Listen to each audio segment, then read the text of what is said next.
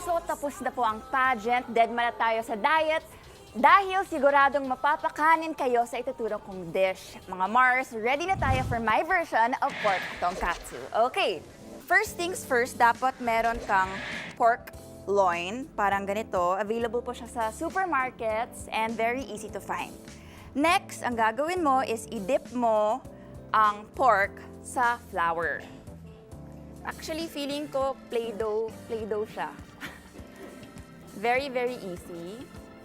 And next, kailangan mo ang eggs. Tapos, ibabeat mo ang eggs. Imamix mo lang siya, madali lang. Hanggang feeling mo okay lang.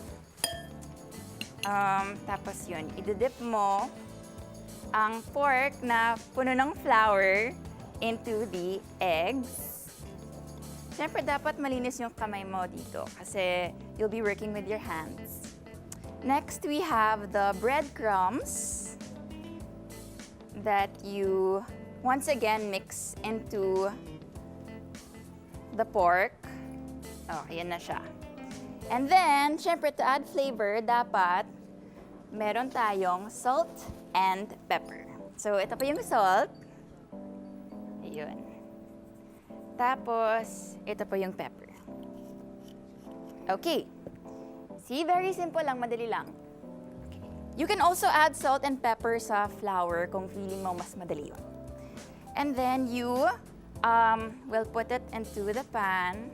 Siyempre, dahan-dahan kasi, mainit. Paulit-ulit lang to.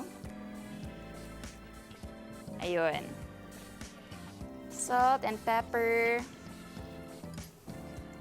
So I think perfect to kapag in a rush ka or wala kang masyadong time or hindi ka masyadong expert sa cooking like me. And medyo nasa bagets papuntang adulting stage, ayun, dahan-dahan kasi may Mga Mars, ayun na, tapos na tayo sa pork tenderloin tonkatsu natin.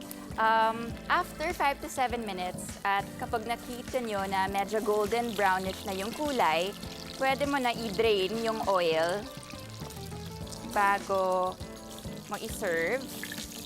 Ayun. See? Ang dali lang niya. Okay, ayun.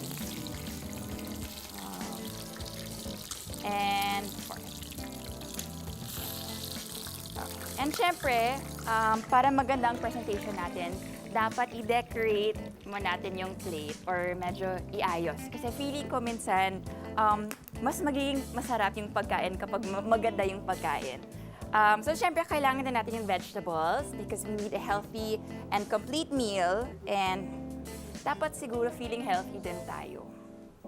Ayun. So, ilagay mo lang yung kung ano mang veggies na gusto mo dito. Lettuce to cabbage. And then, once ready mo na siya, ilagay mo na ang pork tonkatsu. Yan. Okay. And, to add flavor, dapat meron din tayong lemons.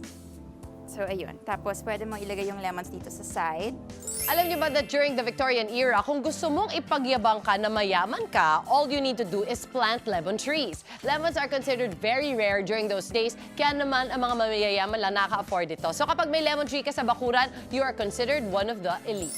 And of course, kailangan mo din ang sauce, tonkatsu sauce. Tapos, ayun na po.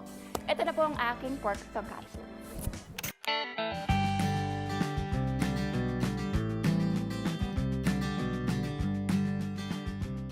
Mga Mars, eto na, tawagan po natin si Mars Sue, si Mars Camille, and Jenny. Sila na po bahala, mag-judge siya. Galing mo naman! Dito, nakakahiya kung Look at this! hindi masarap.